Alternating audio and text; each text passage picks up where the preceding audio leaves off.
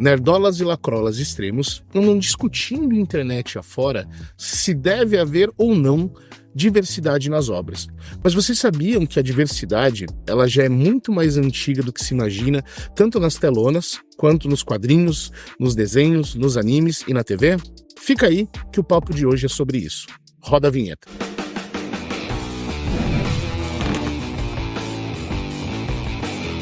Fala, galera! Tudo na boa? Thiago Zabo na área. Nunca o tema representatividade foi tão mencionado quanto hoje em dia. E o que deveria ser um tema muito bem visto e recebido por todos, acaba se transformando em um tabu quando mencionado e na maioria das vezes causa muita polêmica. Principalmente quando falamos de personagens de ficção e heróis e heroínas.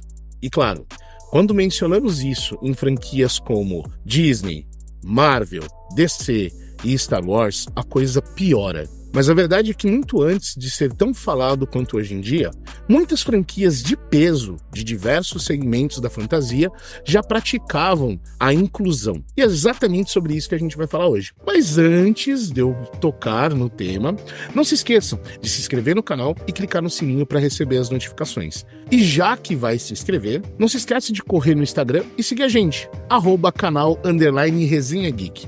Lá tem conteúdo novo todos os dias. E aqui no canal, conteúdo novo todas as quartas. E como vocês podem ver, né, eu ainda estou, aqui onde vai ser o nosso futuro estúdio. Provavelmente vocês vão ver um pouco de vídeos gravados aqui, outros gravados no meu apartamento, mas em breve a gente vai trazer o estúdio montado e quentinho para vocês. Combinado?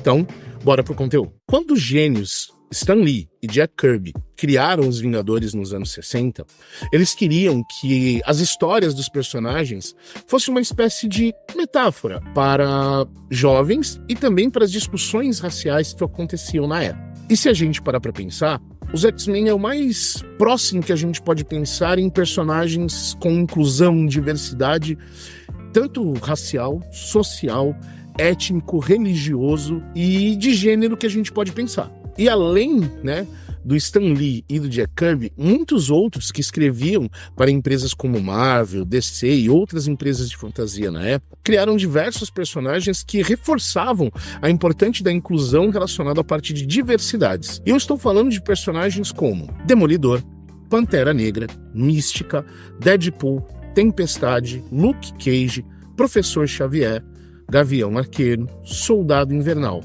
Só aqui a gente já conseguiu pegar personagens de diversos tipos de minorias, como, por exemplo, capacitismo, negros, parte do grupo LGBTQIA+.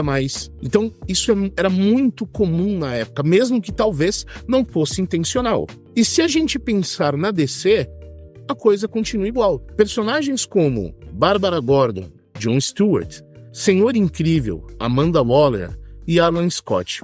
É a mesma coisa. Existem variações da representatividade em cada um desses personagens. E não podemos esquecer que alguns desses personagens foram escritos nos anos 40. E se pensarmos em ficção científica, vocês já pararam para pensar que tanto Luke quanto Anakin não têm uma mão? No caso do Anakin é até pior. Já pensaram que a Tenente Uhura em Star Trek é negra? Já quando nós pensamos em desenhos famosos, muitos personagens não têm atitudes 100% conservadoras. Vamos pensar em alguns. Droopy, Pica-Pau, Patolino, Pernalonga, Animaniacs. Resumindo, sempre houveram personagens que em algum momento esbarraram próximos ali em algum tema que remete a algum tipo de minoria. Mas se é comum, por que hoje em dia incomoda tanto? A resposta para isso é muito simples. Antigamente, os personagens eram muito carismáticos e as histórias deles eram incríveis, muito relevantes. Temas como sexualidade, gênero, etnia, religião, entre outros, temas que esbarram ali na parte de minorias, eram irrelevantes. As histórias eram muito mais ricas, então, basicamente, essas informações, elas ficavam em segundo plano. Ninguém questionava o Pica-Pau por lascar um beijão na boca de outro personagem masculino. Isso já fazia parte do personagem, já estava meio que no cerne de quem ele era, de como a essência, do que era aquele personagem. Então, se de repente personagens como o Pica-Pau ou de repente como Pernalonga fossem héteros, bissexuais, pansexuais ou qualquer outra definição, isso não era levado na parte da discussão político-racial.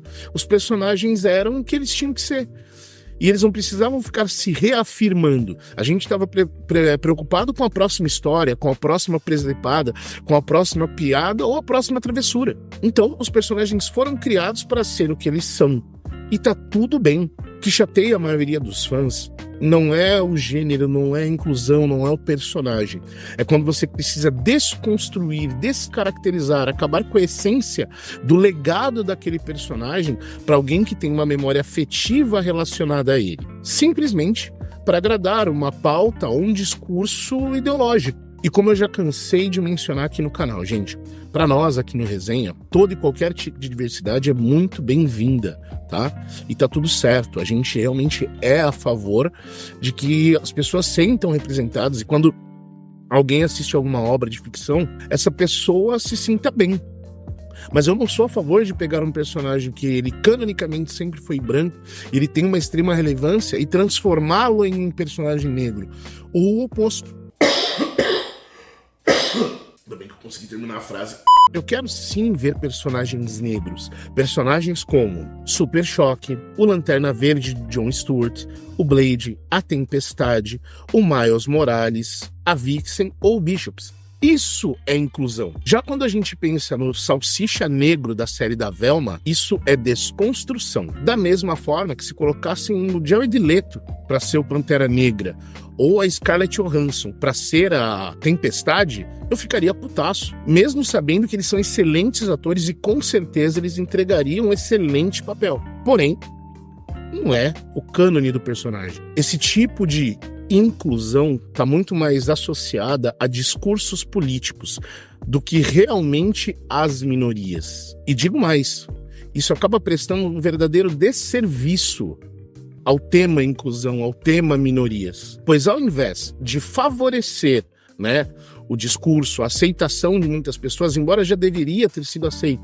mas ao invés de favorecer com que as pessoas apoiem uma determinada pauta relacionada àquela determinada minoria, faz com que os fãs fiquem chateados, faz com que as pessoas estejam cansadas de discursinho, de palestrinha, e isso acaba gerando flop. E empresas como a Disney, a DC, entre outras, já estão começando a sentir o efeito, dessa, como é dito hoje, lacração. Eu acho que existem muitos heróis que estão de alguma forma ligados a alguma classe de minoria e que até agora não foram explorados e tem espaço para que eles sejam vistos. E posso garantir que muitos deles fariam com que muitas pessoas realmente assistissem e se sentiriam representadas, sem que para isso a gente precisasse fazer a desconstrução de outros personagens já muito bem estabelecidos. Tem lugar para o Lanterna Verde do Jon Stewart, o Lanterna Verde negro, como também tem lugar para o Superman branco. E se você quer se ver representado, porque não existe aí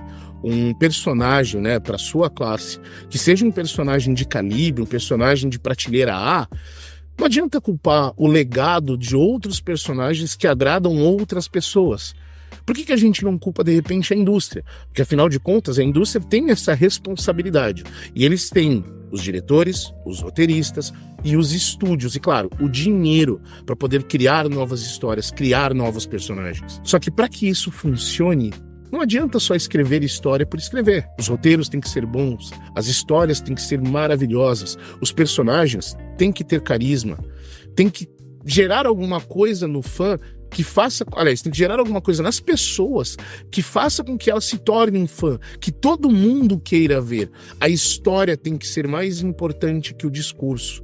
Do contrário, para muitas pessoas, irrita. E aí, é lógico que vai ter flop. E não é porque uma pessoa de uma determinada classe quer que um filme seja lançado que todo mundo está esperando por esse filme ou que todo mundo é obrigado a assistir e se assistir é obrigado a gostar. Não se esqueçam, gente, que cinema lotado não é garantia de representatividade. Agora, as atitudes de um personagem, sim. E se você cria histórias para ficar fazendo discurso, oprimindo outras raças, reclamando, trazendo discursos, para você fazer um exemplo, para você fazer um personagem branco, você tem que atacar o negro, para fazer um personagem negro, você tem que atacar o branco, para fazer uma personagem feminina, você tem que atacar o personagem masculino. Quando você faz isso, você se torna aquilo que você tem. Você se torna o inverso, né? Vamos dizer assim, você se torna a outra face da luta que você mesmo quer que acabe, né? Da batalha que você quer encerrar, para que todo mundo se veja como igual. E para finalizar, é importante mencionar que sim, existem os dois extremos. Existe o lacrola, chato, e existe o nerdola, chato. E os dois não são saudáveis. Eu ouso a dizer que existe muito lacrola que reclama em excesso e o nerdola também. Se Homens de Honra, que é um filme maravilhoso com o De Niro e com o Cuba Gooding Jr., fosse lançado hoje em dia, tem muito lacrola extremo que ia reclamar achando que o filme foi feito para lacração. Diferente, por exemplo, de um filme que realmente distorce um contexto histórico, que foi o filme Mulher Rei da Viola Davis, onde ela mesma veio ao público reclamando que ninguém estava assistindo o filme, que era porque as pessoas não queriam ver um filme relacionado à mulher, principalmente a mulher negra, ou seja, não é o caso. O pessoal não quis porque primeiro distorceu a história, segundo que o filme é ruim. A real, galera, é que existem filmes para todos os gostos. E sim, faltam alguns filmes para serem criados para fazer com que outras pessoas se sintam representadas. E se o filme flopar porque ele é ruim, tá tudo bem. E se o filme for bom, também tá tudo bem. Só que é claro, basta cada um assistir aquele filme que lhe faz bem. Só que para isso, a gente não precisa destruir a história, o legado, né? E desconstruir o imaginário de outro fã que acompanha aquele determinado personagem, aquele determinado herói há muito tempo. Mas e você? Concorda? Acha que está certo em fazer a inclusão, fazer minorias, criar novas obras? Ou você acha que do jeito que tá tudo certo? Ou você é contra ou a favor? Deixa aí nos comentários. E se você chegou até aqui, muito obrigado por ter assistido o nosso vídeo. Clica aí para dar um like, isso ajuda muito o canal. Não esquece de compartilhar com os amigos também, porque isso favorece muito o nosso engajamento e mostra para o YouTube que o que a gente está entregando para vocês é relevante. Eu vou ficando por aqui, mas eu vejo vocês em um próximo vídeo. Valeu, galera! Fui!